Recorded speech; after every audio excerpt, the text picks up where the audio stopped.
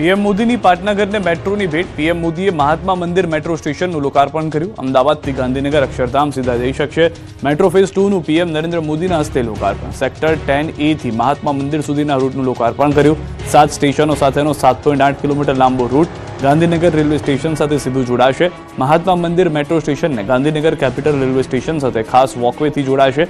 આ multi modal કનેક્ટિવિટીને કારણે જે મુસાફરો ટ્રેનથી ગાંધીનગર આવશે તે મેટ્રો પકડી અમદાવાદથી ગાંધીનગર જઈ શકશે.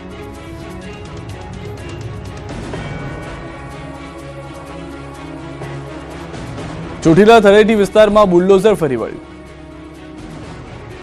સુરેન્દ્રનગરના ચોટીલાની તળેટી વિસ્તારમાં બુલડોઝર ધણધણ્યું હતું. સુરેન્દ્રનગર જિલ્લાના સુપ્રસિદ્ધ યાત્રાધામ ચોટીલામાં તળેટી વિસ્તારમાં દબાણ હટાવવામાં આવ્યું હતું.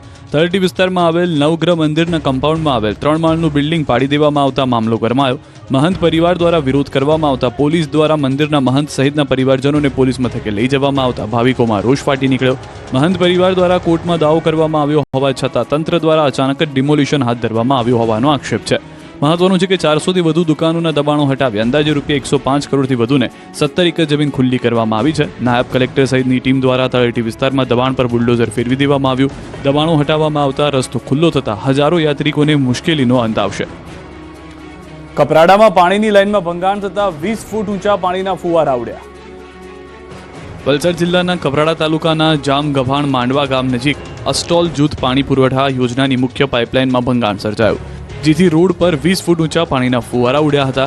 રોડ પર હજારો લીટર પાણી વેડફાયું હતું. બારી ફળિયા નજીકથી જૂથ પાણી પુરવઠા યોજનાની મુખ્ય પાઇપલાઇન પસાર થાય છે. આ પાઇપલાઇનમાં કોઈ કારણસર ભંગાણ સર્જાયું. આથી પૂરા પ્રેશર સાથે પાઇપલાઇનમાંથી પાણી લીકેજ થયું. પાઇપલાઇનમાંથી સુસવાટા સાથે પાણીના ફુવારા ઉડ્યા, જેથી આસપાસમાં માટીનું પણ ધોવાણ થયું. અને નજીકમાં એક દુકાન આવેલી હોવાથી દુકાનમાં પણ દોડધામ મચી ગઈ અને દુકાનદારના શ્વાસ અદ્ધર થઈ ગયા. કલાકો સુધી પાણીનો વેડફાટ થતાં આસપાસ પાણીની લીલમછેલ થઈ ગઈ હતી. રિપેરિંગ માટે તંત્ર પણ દોડતું થયું હતું. સુરત VNSGUની સમરસ હોસ્ટેલમાં વિદ્યાર્થીઓની હાલાકીને લઈને એબીવીપીએ હલ્લાબોલ કર્યો. સુરતની દક્ષિણ ગુજરાતની પ્રતિષ્ઠિત વીર નર્મદ દક્ષિણ ગુજરાત યુનિવર્સિટી સંલગ્ન સમરસ હોસ્ટેલમાં વિદ્યાર્થીઓએ મોડી રાત્રે ભારે હોબાળો મચાવી દીધો.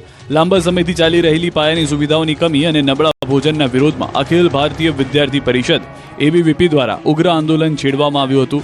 ન્યાયની માંગ સાથે સેંકડો વિદ્યાર્થીઓએ તંત્ર વિરુદ્ધ સૂત્રોચ્ચાર કર્યા. આક્રોશ એટલો હતો કે અમને સુવિધા આપો અથવા ખુરશી ખાલી કરોના નારાઓથી આખું કેમ્પસ ગુંજી ઉઠ્યું. સુરતની સમરસ હોસ્ટેલમાં રહેતા વિદ્યાર્થીઓનો આરોપ છે કે તેમને છેલ્લા ઘણા સમયથી પૌષ્ટિક અને શુદ્ધ આહાર મળી રહ્યો નથી. બનાસકાંઠાના સાંસદ ગેનીબેન ઠાકોરે દરિયામાં ડૂબકી મારી કર્યું સ્કુબા ડાઇવિંગ. બનાસકાંઠાના લોકપ્રિય સાંસદ ગેનીબેન ઠાકોર અત્યારે તેમના સાહસિક અંદાજને કારણે સોશિયલ મીડિયા પર ચર્ચાનું કેન્દ્ર બન્યા છે.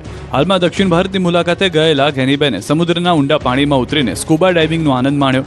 સામાન્ય રીતે સાડીમાં અને લોકપ્રિય નેતા તરીકે દેખાતા ગેનીબેન ડાઇવિંગ સૂટ પહેરીને મહાસાગરના તળિયે પહોંચ્યા હતા, જ્યાં તેમણે જળચર સૃષ્ટિ અને દરિયાઈ જીવોની નજીકથી નિહાળીને એક અનોખો અનુભવ મેળવ્યો હતો. તેઓ ભારત સરકારની એગ્રીકલ્ચર કમિટીના સભ્ય તરીકે દક્ષિણ ભારતના રાજ્યોની અભ્યાસ મુલાકાતે ગયા હતા. મુલાકાતનો મુખ્ય ઉદ્દેશ દક્ષિણ ભારતના રાજ્યોમાં ખેતી, પશુપાલન, ફૂડ પ્રોસેસિંગ અને મત્સ્ય ઉદ્યોગની કામગીરી તેમજ તેની સંભાવનાઓનું ઊંડાણપૂર્વક નિરીક્ષણ કરવાનો હતો. વિશ્વકર્મા નિર્માણ ફાઉન્ડેશન દ્વારા ઐતિહાસિક મહાસંમેલન યોજાયું. વસ્તી વધારો અને સંયુક્ત પરિવાર પર ભાર. મહેસાણામાં શ્રી વિશ્વકર્મા નિર્માણ ફાઉન્ડેશન દ્વારા એક ઐતિહાસિક મહાસંમેલનનું આયોજન કરવામાં આવ્યું. સંમેલનનો મુખ્ય ઉદ્દેશ પંચાલ સમાજમાં ઘટતી જતી વસ્તી સામે જાગૃતિ લાવવા અને સનાતન સંસ્કૃતિના પાયા સમાન સંયુક્ત પરિવાર પ્રથાને પ્રોત્સાહન આપવાનો હતો. આ કાર્યક્રમમાં સમગ્ર ગુજરાતમાંથી 5000થી વધુ સમાજ શ્રેષ્ઠીઓ અને પરિવારના ઉપસ્થિત રહ્યા લોકો. આ સંમેલનમાં જે પરિવારોને ત્યાં બીજા સંતાનનો જન્મ થયો હોય તે દરેક પરિવારને ₹25,000ના પુરસ્કાર અને પ્રશસ્તિ પત્ર આપી સન્માનિત કરવામાં આવ્યા. આ સાથે છેલ્લા 10 વર્ષથી વધુ સમયથી સંયુક્ત કુટુંબમાં હળીમળીને રહેતા સમાજની 180 જેટલી મહિલાઓનું વિશેષ સન્માન કરવામાં આવ્યું. આ કાર્યક્રમમાં પંચાલ સમાજની વસ્તી ઘટી રહી છે તેના પર ભાર મૂકવામાં આવ્યો હતો અને 2 બાળકો લાવવા માટે આહવાન કરવામાં આવ્યું હતું. ભારત પાકિસ્તાનની સરહદે કીર્તિદાન રાજભા ગઢવીએ ભજનની રમઝટ બોલાવી. બોલિવૂડના કલાકાર સોનુ સૂદ પણ ડોલ્યા. ભારત પાકિસ્તાનની સરહદે વાવ થરાદમાં કીર્તિદાન ગઢવી અને રાજભા ગઢવીએ ડાયરાની રમઝટ બોલાવી હતી. વાવ થરાદ પંથકમાં કડકડતી ઠંડી વચ્ચે ડાયરાની એવી રમઝટ જામી કે રૂપિયાનો વરસાદ થઈ ગયો. ગોલપ નેસડા ગામમાં ગૌ અભયારણ્ય માટે યોજાયેલા ડાયરામાં રીતસર નોટોનો વરસાદ થયો. લોકોએ 50 અને 500ની નોટો ઉડાડીને સ્ટેજ પર રૂપિયાની પથારી કરી દીધી. બોલિવૂડ અભિનેતા સોનુ સૂદ પણ ડોલ્યા હતા. સોનુ સૂદે ગોલપ નેસડા ગૌ અભયારણ્ય માટે 11 લાખનો ચેક આપ્યો. તો 1000થી વધુ ગૌવંશનો નિભાવ કરી રહેલી ભારેશ્વર ગૌશાળામાંથી ગુજરાતનું પ્રથમ ગૌ અભયારણ્ય બનશે. આ ગૌ અભયારણ્યમાં 50,000 ગૌવંશ આશરો મેળવશે. સુરેન્દ્રનગરમાં સજાથી બચવા ભૂવો બનેલો આરોપી ઝડપાયો. પોલીસે વેશ પલટો કરી ભુવા પાસે દાણા જોવડાવ્યા. બાદમાં ભુવાને દબોચી લીધો. ચેક રિટર્ન કેસમાં ફરાર આરોપીને પોલીસે પકડી પાડ્યો. સુરેન્દ્રનગરના જોરાવરનગરનું નિકુંજ પરમારને કોર્ટે ચેક રિટર્નના 2 કેસમાં 1 વર્ષની સજાનો હુકમ કર્યો, જેથી ધરપકડથી બચવા આરોપી નાસ્તો ફરતો હતો. વિસનગરમાં છુપાયો હતો. પોલીસથી બચવા માટે ભુવો બની ગયો હતો. ભુવો બનીને દાણા જોવાનું કામ કરતો હતો. આ અંગેની પોલીસને જાણ થતાં પોલીસે વેશ પલટો કરી શંકા ન જાય તે માટે મહિલા પોલીસને પણ સાથે રાખી ભુવા પાસે દાણા જોવડાવવાનું નાટક કર્યું. બાદમાં ઢોંગી ભુવાને પકડી લીધો. પોલીસે આરોપીની ધરપકડ કરતા ઘટના સ્થળે લોકોના ટોળા એકઠા થઈ ગયા હતા. સ્ટેચ્યુ ઓફ યુનિટીનું આકાશ વિવિધ રંગબેરંગી પતંગોથી ઉભરાયું. નર્મદા ખાતે સ્ટેચ્યુ ઓફ યુનિટીનું આકાશ વિવિધ રંગબેરંગી પતંગોથી ઉભરાયું. સ્ટેચ્યુ ઓફ યુનિટી એકતાનગર ખાતે જિલ્લા વહીવટીતંત્ર, ગુજરાત પ્રવાસન નિગમ ગાંધીનગર તથા સ્ટેચ્યુ ઓફ યુનિટીના સંયુક્ત ઉપક્રમે આંતરરાષ્ટ્રીય પતંગ મહોત્સવ 2026નું આયોજન કરવામાં આવ્યું. આંતરરાષ્ટ્રીય પતંગ મહોત્સવને નર્મદા જિલ્લાના પ્રભારી મંત્રી ઈશ્વર પટેલે ખુલ્લો મૂક્યો. આંતરરાષ્ટ્રીય પતંગ મહોત્સવમાં 21 દેશોના 45 વિદેશી પતંગબાજો સહિત ભારતના વિવિધ રાજ્યોમાંથી પતંગબાજો જોડાયા. દેશ વિદેશમાંથી આવેલા 79 પતંગબાજોએ અવનવા અને આકર્ષક પતંગોના મનમોહક કરતબો રજૂ કરી ઉપસ્થિત દર્શકોને મંત્રમુગ્ધ કર્યા. રંગબેરંગી અને વિશાળ આકારના પતંગોએ આકાશને શોભાયમાન બનાવ્યું હતું અને પ્રવાસીઓ તથા સ્થાનિક નાગરિકોમાં વિશેષ ઉત્સાહ જોવા મળ્યો હતો. અમદાવાદના મેમકો બ્રિજ નજીક અંબિકા એસ્ટેટમાં લાકડાની ફેક્ટરીમાં આગ લાગી હોવાની જાણકારી. ઘટનામાં 2 લોકો ફસાયેલા અન્ય લોકોને બહાર કઢાયા હતા. લાકડાની ફેક્ટરીમાં આગ લાગતા સમગ્ર માલ બળીને ખાક થઈ ગયો છે, સ્પષ્ટ જોઈ રહ્યા છો. પરંતુ આ દરમિયાન 2 લોકો ફસાઈ ગયા હતા. ફાયરની ટીમને જેવી જાણ થઈ, ફાયરની ટીમ તુરંત પહોંચી હતી અને તેઓએ બંને લોકોને સુરક્ષિત બહાર કાઢ્યા હતા. પંચમહાલમાં 5 માસના બાળકના અપહરણનો મામલો. બાળકને શોધવામાં પોલીસને સફળતા મળી છે. બાતમીના આધારે બાળક સાથે એક યુવક અને યુવતી ઝડપાયા છે. પોલીસે બાળકને શોધી માતાને પરત સોંપ્યું.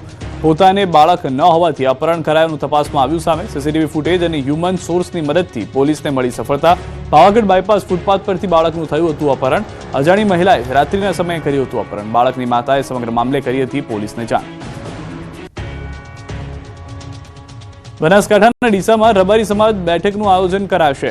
શમશેરપુરા સ્થિત શૈક્ષણિક સંકુલમાં 25 જાન્યુઆરીના રોજ ધારાસભ્ય માવજી દેસાઈની હાજરીમાં સંમેલન યોજાશે. કુરિવાજો દૂર કરવા અને સામાજિક બંધારણ માટે બેઠકનું આયોજન કરાશે.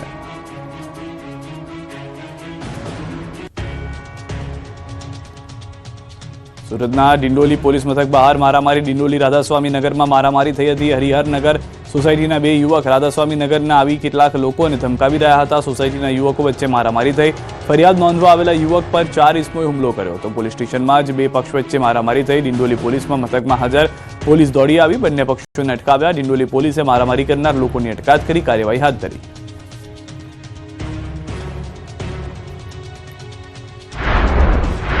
સાબરકાંઠાના હિંમતનગર નાગરિક સહકારી બેંકની ચૂંટણીમાં રસાકસીભર્યું વાતાવરણ જોવા મળ્યું. મતદાન મથકમાં બોગસ મતદાન થતું હોવાના આક્ષેપ સાથે ઉગ્ર રજૂઆત કરાઈ. ચૂંટણી અધિકારી સમક્ષ મતદાર અને ઉમેદવારો તેમજ એજન્ટો દ્વારા ઉગ્ર રજૂઆત કરાઈ. મામલો શાંત પડતા ફરી મતદાન શરૂ કરાયું.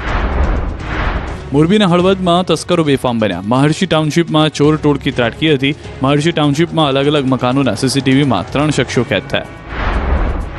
ગીર સોમનાથમાં દીપડાએ ખેડૂત પર હુમલો કર્યો. ગીર ગઢડાના ઇટવાયામાં ખેડૂત ખેતરમાં પિયતની કામગીરી કરી રહ્યા હતા ત્યારે આદમખોર દીપડો શિકારની શોધમાં આવી ચડ્યો. ખેડૂત પર હુમલો કરી દીધો. ખેડૂતે બચાવવા બૂમ કરતા પાડોશીઓ દોડી આવ્યા, જેથી દીપડો ભાગી ગયો હતો. બાદમાં લોહીલુહાણ હાલતમાં ખેડૂતને હોસ્પિટલ ખસેડવામાં આવ્યા હતા. પાટણમાં કાર્યક્રમથી પરત ફરતા પાટીદારોને નડ્યો અકસ્માત. હારીજ રાધનપુર હાઈવે પર એક્ટિવા અને બસ વચ્ચે અકસ્માત થતા બસમાં સવાર 20 થી 25 લોકોને ઈજા પહોંચી, જ્યારે એકનું મોત થયું.